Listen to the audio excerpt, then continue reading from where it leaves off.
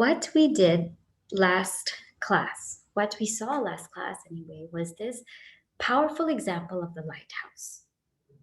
And in this powerful example of the lighthouse, what we find is there's a swimmer, right? There's this huge, huge, vast ocean. And in this vast ocean, there's a person, let's say a person.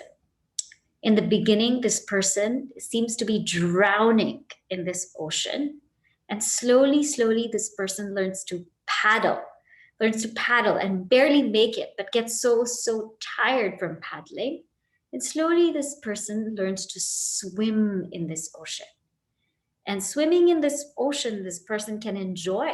He or she can enjoy, can ride the waves, use different strokes because they now know how to swim. But is this the end all be all? No. Because after all, you're still in the ocean. It's continuous ups and downs. Won't one get tired of swimming? And so that swimmer then swims to a lighthouse. And in that lighthouse, that swimmer climbs up, and from that lighthouse watches the waves riding up and down, watches the waves going up and down in this vast, vast ocean. And the whole symbolism of this is this ocean is samsara. Samsarati iti samsara, that which just samyak sarati, that which keeps flowing and flowing, going up and down every day. That is called samsara, this world of change, where we don't know what's going to happen next. It seems like everything's going to be okay, and then something else happens. Seems like everything's getting back to normal, and then something else explodes. This is called samsara.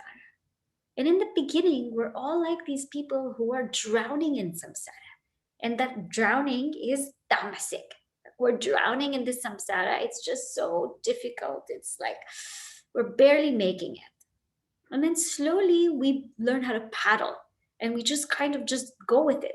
We're running around here and there. We're like robots and we're like on auto mode all the time. We're just getting it done, just going.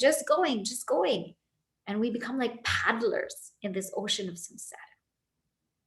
But as we come to this knowledge of Vedanta, or as we learn the different yogas, Karma Yoga, Bhakti Yoga, Raja Yoga, we become swimmers. We learn how to live in the world, how to actually enjoy the world, how to float, how to glide, how to do different strokes. We learn this in the world. But then after some time, that gets pretty tiring too. And so the epitome of all of this is going even beyond that sattva and realizing that we are not actually in the waves. We're not actually the one that's taking part in this whole play. We're not actually that swimmer. We are just the observer who is observing from that lighthouse. And that observer observing from that lighthouse, being that observer, is Ananda. We all know the self is Sat, changeless. The self is Chit. It is that changeless awareness. But why do we want to realize this changeless awareness? Because it is Ananda. When we realize that we are the observer and standing apart, we are just illuminating everything that's happening. We're not watching or observing as a verb. We are just there. And in our presence, everything's happening. So whatever is happening in my awareness. It's happening in my presence. I, as an observer, really have nothing to do with it. And that not having anything to do with it is absolute freedom. Because even if it's going up and down, I'm still steady. I'm still motionless. I'm still. That freedom of being untouched, unmoved, ever steady, and ever still is called Ananda. That is why we want this knowledge. to realize that we are changeless and awareness is great. But what's the benefit of it? The benefit of it is bliss. And so when one comes to this understanding that we are the nature of Sat Chit Ananda, then one questions, but what about my family? What about the people that I live with? What about the community? What about my job? What about the things that I do? The answer is, once we realize that we are that observer, we go out into the world and work with more love, more care, more sense of responsibility, because we know that we are steady and we are still. And even if so many things are happening in the world, we know it's not affecting us. And so, therefore, we come with the sense of, I am steady, I am still, I am full. Let me give whatever I want to give, whatever I can give. Let me do whatever I can do, because I'm coming from such a place of fullness. So, this kind of person will never ask, what can you give me? What can you do for me? What can you get to me? This person will always say, what can I give to you? I've received something, I'm so full, and it's pouring out of me. What can I do for you? What can I give to you? What can I share with you? This person always has that attitude of giving. This person always has that attitude of compassion. Not that I'm suffering and everybody look at me, I'm going through so many things. No, I'm so steady, I'm so still. Can I help you? What can I do to bring you up? And this is what we can do for our families. Not that everybody pay attention to me because I'm going through so much drama, but what can I do to help you? I'm focused, I'm steady. And not that a beggar of happiness, that, oh, I need this to make me happy, I need this experience to make me happy, I need this person to make me happy, I need this place to make me happy, I need this pandemic to be over to be happy. No, I'm so independently happy, residing, abiding in myself, that I don't need anything to be happy. Maybe I can help you be happy. That is the attitude which one comes out with after gaining and realizing this knowledge. So it's not that we forget our families, we forget our community. It's not that we become insensitive. It's not that we become apathetic. On the contrary, we become more giving, more loving, more steady, more focused. Everything in us just magnifies. And with this attitude, if one is able to live, then that is what is considered fulfilled life. This is what our rishis wanted for us. They wanted us to live this kind of fulfilled life where we are giving. Our very nature, our very life is that of giving, of independence, of joy. Now, where do we get this knowledge from? Where is this knowledge found? So we saw also that this knowledge is called the Mahavakya. So our entire scriptures of Sanatana Dharma, all they want to do is they want us to come to this particular point where it says, you are consciousness, you are that bliss, that consciousness in the whole wide world, that is what you are. That fullness, that is you. That completeness, that is you. They just wanted us to gain that particular knowledge. And that particular knowledge is called Mahavakya. That great statement is called Mahavakya, wherein it tells you what your real nature is. And moreover, it says that you don't need to go out to look for it because you are already that. You are what you seek. And so we mentioned 4 Mahavakyas that are very common. Prajnanam Brahma, Tattvamasi, Aham Brahmasmi, Ayamatma Brahma. But there are many, many more Mahavakyas in our Upanishads. Now, let us see the Upanishads as a whole. Where does it fit in with everything that we are learning in our scriptures.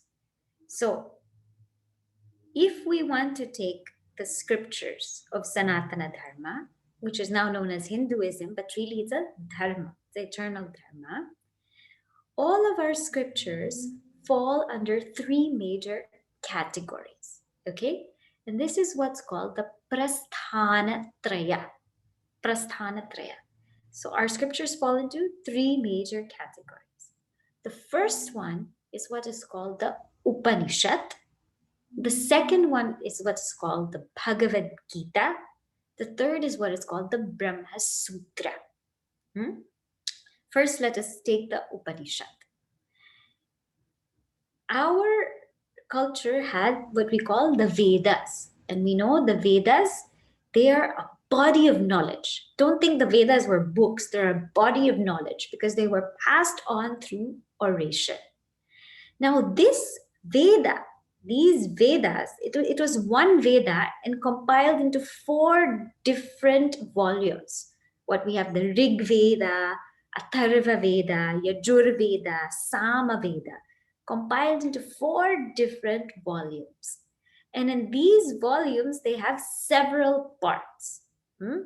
So they have several parts. They have the mantras, the brahmanas, the aranyaka, Upanishad.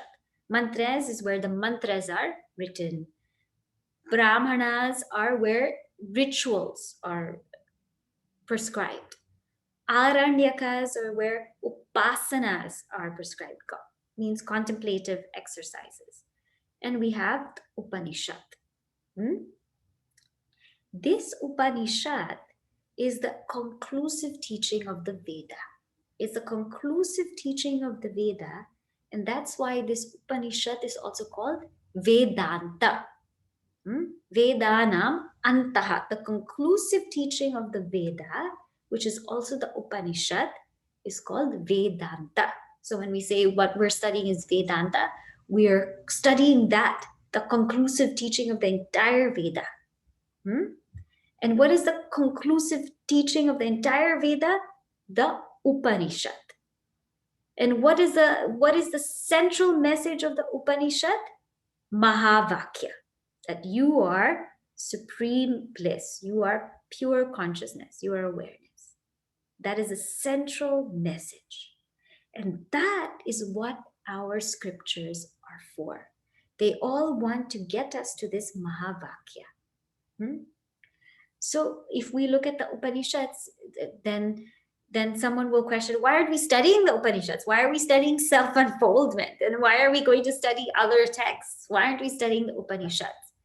The answer is because we are not prepared for the Upanishads yet.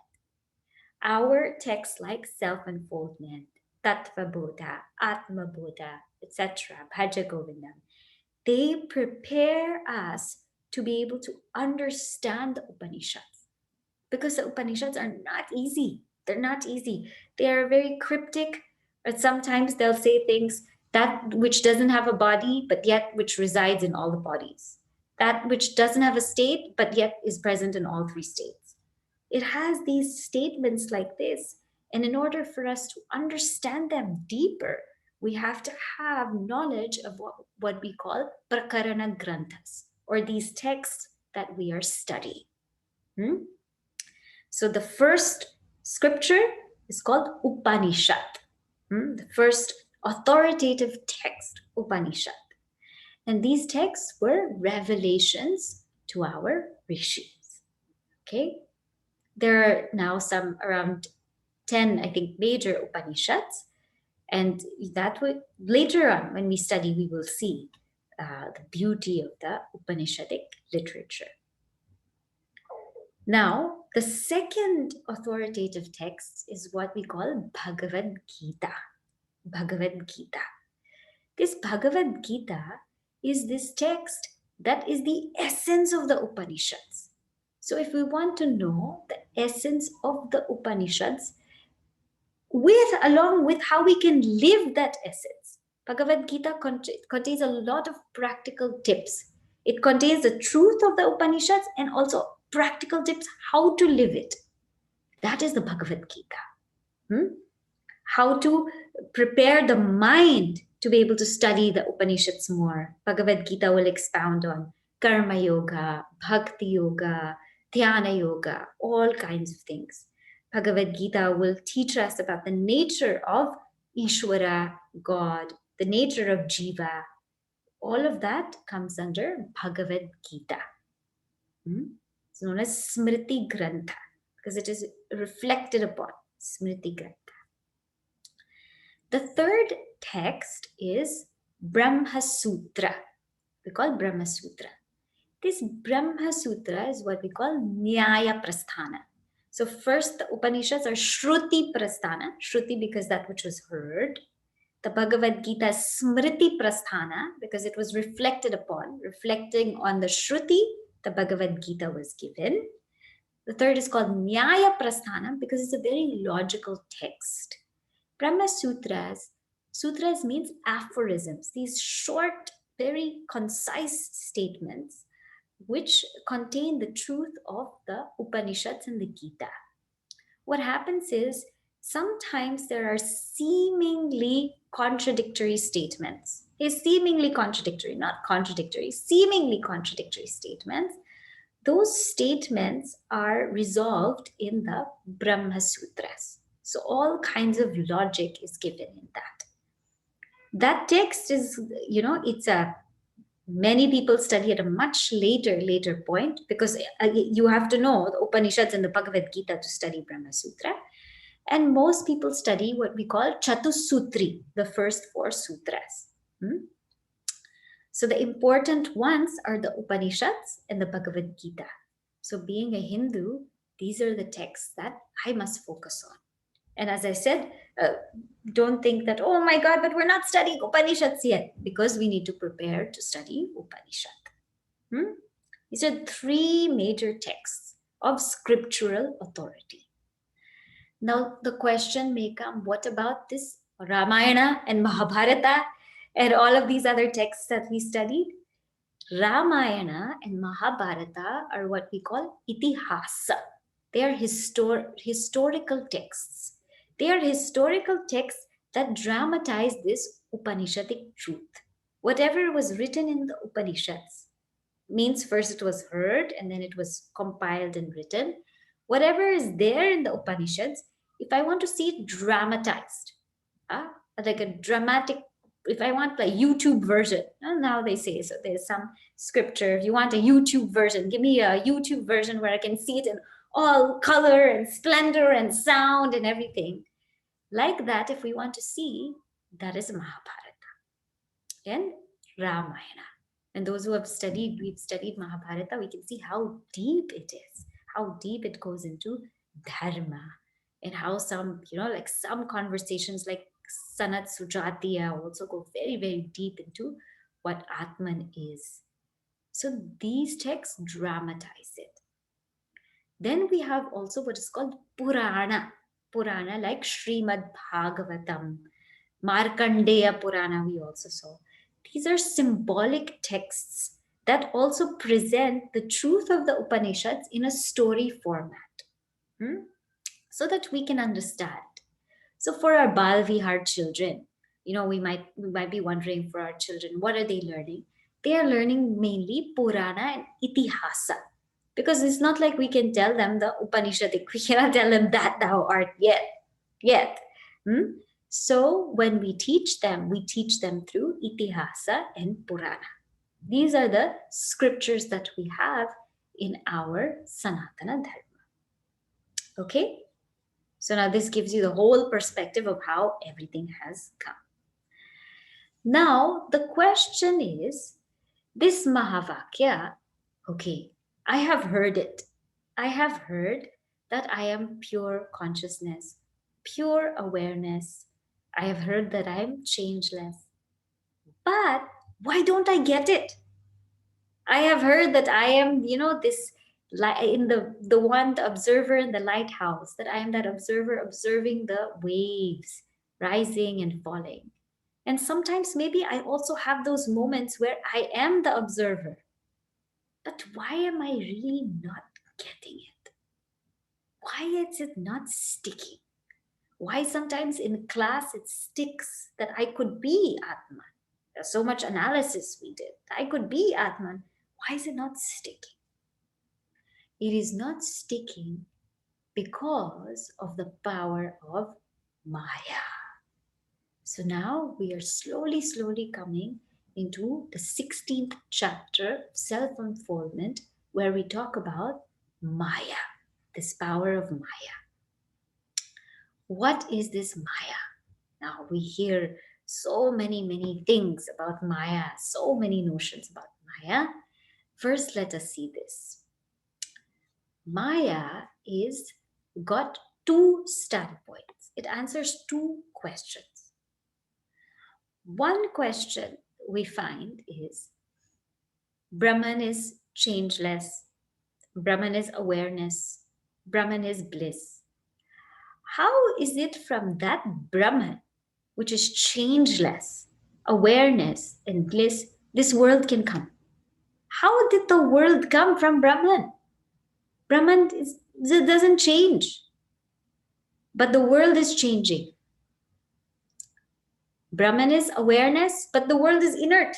Inert things. We have a pen, we have this is all inert. Brahman is the abode of bliss. We see so much sorrow in the world. How did this world come from Brahman? How did that happen? Question number 1. Question number 2. I am Atman. In me, there is something changeless. But yet I feel like I am changing. All the time, I feel like I am changing. I am pure awareness. Yet I'm made up of so many things that are inert, like the body, like the mind. I am bliss, yet I feel sorrowful. Why is that happening? Second question. I am the abode of bliss, but why am I suffering? Why am I suffering? And the answer is Maya. The answer is Maya and Avidya. So first let us see Maya, then we will come to Avidya, then you will understand. Maya is from the Lord's standpoint, from Ishvara's standpoint, it is the creative power of the Lord. What is Maya? It's the creative power of God. Paramesha Shakti. It is that power by which the whole world becomes manifest. It is, we can say Maya is like magic. It's like magic, all of a sudden from that pure consciousness, this whole world comes about. And the power by which this whole world comes about is Maya. Since when did this Maya come? Anadi. It's beginningless. We can't trace its beginning. And this Maya is 3 natures. It has Sattva, Rajas, Tamas. It is 3 natures, rather, you can say. Sattva, Rajas, and Tamas. And this we have seen in the chapter of the Gunas. And this power is dependent on the Lord, dependent on Ishvara. It doesn't exist on its own. It's not a power that exists on its own. For example, my power of speech. Can my power of speech exist separate from me? No. It's there. It's a part of me. So this power of speech is dependent on me. The same way that power of Maya is dependent on the Lord, on Bhagavan. And we also saw that Bhagavan wields Maya. Bhagavan wields Maya, is never deluded by Maya. So for Bhagavan, for God, it's a creative power by which this whole world comes to manifest. And that God wields this power of Maya, is a master of Maya, Maya Pati. And this Maya is Sattva, Rajas, Tamas, everything you call it. And in its own way, it is very beautiful. Now, we come to the Jiva standpoint. The Jiva standpoint, so first Maya from Ishvara standpoint, Maya from Jiva standpoint. From Jiva standpoint, Maya is also known as Avidya. That's why there's two names. Maya represents the totality, the total, what you say, conditioning of Ishvara. Total, gross, subtle, causal conditioning. For Jiva, it is called Avidya, total conditioning. The conditioning of Jiva is called Avidya. So that Avidya, how is it different from Maya of Ishvara? That Avidya is different because that Avidya deludes the Jiva. It deludes the Jiva. And that Avidya has two powers. It has two powers that delude the Jiva. So remember, Maya never deludes Ishvara. Ishvara is a master of Maya. But this Avidya deludes the Jiva, and deludes the Jiva has two powers. One is what we call Avarana Shakti. The other one is what we call Vikshepa Shakti. And I'll explain, so not to worry. Avarana Shakti means non-apprehension. Vikshepa Shakti means misapprehension. Okay? So what happens here? It has these two powers. Let us take the example of the snake and the rope, that which all of us know, all of us are familiar with. The snake and the rope. So there is something there, let's say in our room, in our home, there is something there, and the light is not bright and it's not completely dark, but it's like a dim kind of light. So dim kind of light, we see something lying there and we don't know what it is. We don't know. It's something lying there. We don't know what it is. We don't know what it is. Therefore, we think it could be a snake, or we think it could be a crack, or we think it could be a garland. That first, I don't know what it is, that is called the veiling power. I don't know what it is. That is veiling. Then when we say, I think it is a snake, that is called projecting. Because now we're projecting something in it. So I don't know what it is. It's a rope, but I don't know that I don't know is veiling. Then I think it's a snake is projecting. So how do we put it in our language? Number one, I don't know who I am. I don't know who I am. That is the veiling. I don't know who I am. And projecting, therefore, I think I am the body, the mind, the intellect. I think I am this ego. So with these two powers, this jiva gets deluded. And this jiva suffers. This jiva suffers because this jiva doesn't know. I don't know who I am. And I think I am the body, I am the mind, I am the intellect, I am the ego. And that's how suffering takes place. So we backtrack a little bit. We asked two questions. From that changeless Brahman, how can this changing world come out? That is the power of Maya. We cannot explain it. It's inexplicable. We cannot explain. It comes out. It's the power of Maya. And Bhagavan is the master of Maya, wields Maya. And that Maya is the total conditioning of that Ishvara. From the standpoint of Jiva, I am of the nature of bliss, but why am I suffering? That is what we call avidya. The Jiva is deluded by that ignorance. And that ignorance has two powers. One which is veiling, one which is projecting. One which is veiling, I don't know who am I, therefore I think I am this body, mind, and intellect. And that is why we are suffering. That is the power of Avidya. Now the question is, what do we do? What do we do now that we understand that the problem is Avidya? You see, this itself takes a long time to understand. Some people still feel like the problem is I don't have enough money.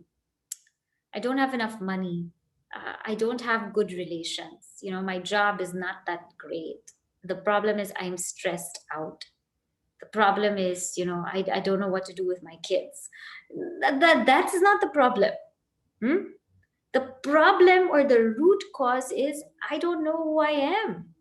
Because if I knew that I am fullness, if I knew that I am the witness, I'm the observer, I stand apart from everything, then I would not suffer. But because I think I am the body, the minute I take myself to be the body and I match myself to be the body, every single thing related to the body comes to me.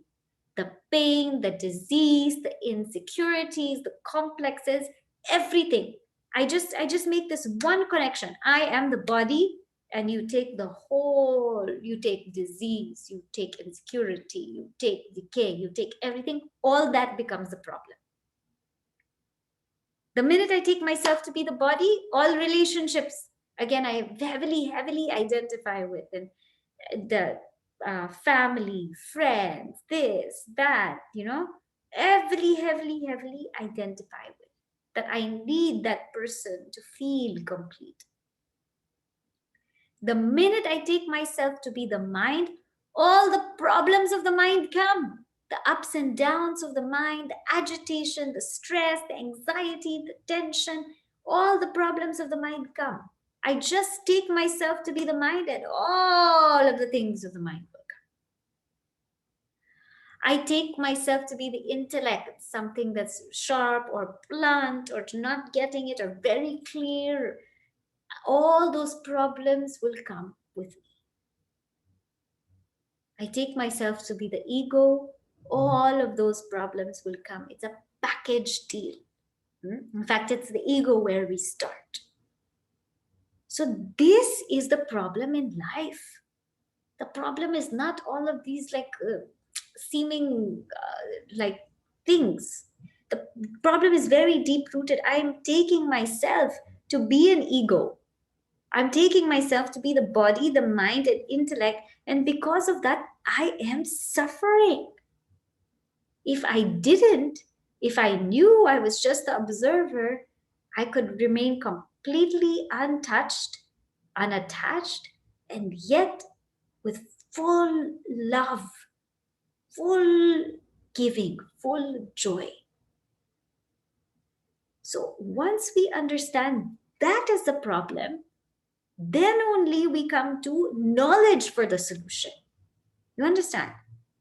If we don't get that this is the problem, we'll try other things as a solution. We'll try so many other things. We'll say, let me get some healing stones. Let me make sure I have a nice cup of tea. Let me exercise more. Let me just breathe a little bit. We will come to all of these other solutions to try and calm ourselves down. But they won't really work. They don't work because they're not touching the problem. They're not touching the problem, which is ignorance. Only when I touch and understand that the problem is ignorance, then I will come to knowledge. Otherwise, I won't. So, therefore, we come to knowledge. Now, but there's a question here that sometimes it might be overwhelming to think that we have to achieve true bliss, we have to read and understand all these different texts. It is not, don't be overwhelmed with this kind of thing. I would say, see the joy in this kind of thing. It is a very wonderful journey. It might seem like a lot. I know that I'm explaining quite a lot. Sat Chit Ananda, then Mahavakya, then Upanishads, and all of that. Don't think about all of these terms, just enjoy the journey. Because in this journey, when we start learning about who we are, about ourselves, we start to transform and we start to change. And that is what gives happiness to the seeker. Yes, we are searching for bliss, that true permanent happiness. But while searching for that permanent happiness, we also need little sparks of happiness, isn't it, to keep us going? These little sparks of happiness happen in satsang, in such wonderful association with great people who are on the path with each other, all of us with each other, associating with each other. That is a great joy. This being able to transform, to wake up earlier, to live healthier, to exercise more, to be better with my family, to be more responsible, to be more responsive instead of reactive. These are subtle joys that come along in the path of Vedanta. So don't take it as, sometimes it can be so overwhelming that there's so much to learn. Enjoy that process. And know that in this process, transformation is guaranteed. And that the greatest joy for a Vedantic seeker is when their own life transforms. That is the joy. And this is apart from that reveling in bliss joy. Okay, so we have seen that we know or understand now the cause is ignorance. I'm going to pause here for a moment. So that is a good question. So before we move on, what are some tests to assess the magnitude of ignorance that we have, right?